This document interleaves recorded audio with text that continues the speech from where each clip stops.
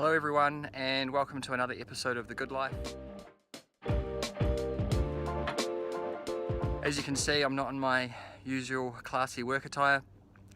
I'm currently about 7 miles into a run in the backcountry of Whistler, BC.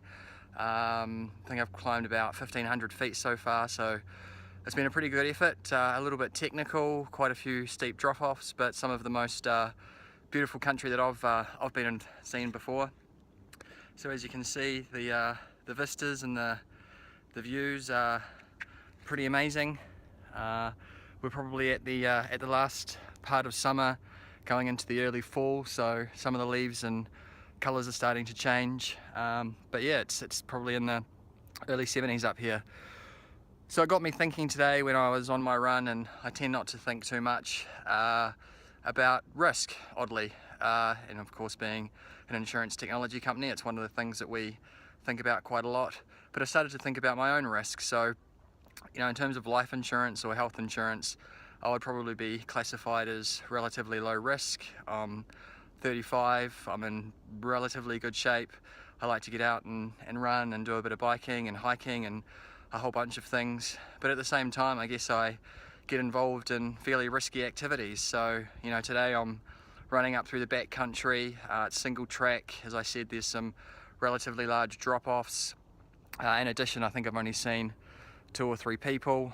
Cell phone reception is pretty poor, and we're also in bear country.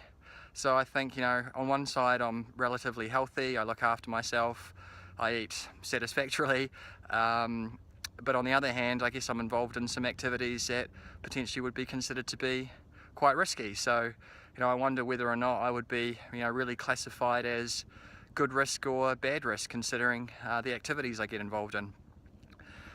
On the insurance front as well, I'm up here with my folks. They're over visiting from New Zealand. My dad was telling me today that probably about 15 years ago, when he retired, he actually cancelled his life insurance policy because he didn't think it was worth it. I asked him why, and he said, well, there was no value in it for him, primarily because he was insured for a grand total sum of $2,000. So it would appear that when he signed up for his policy when he was a young man, a farmer in his early 20s, the face amount stayed the same, which I find a little bit befuddling.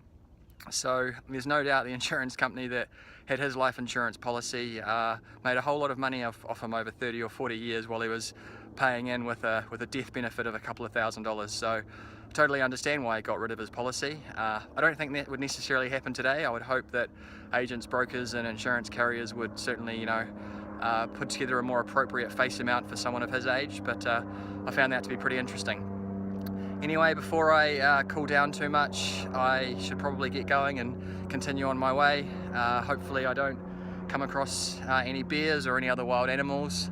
I think I'll be alright. I've seen maybe 2 bikers on my run so far, so I'm loving the solitude, loving the climb, and of course the views. Thanks for tuning in. Different location this week. Catch you next time.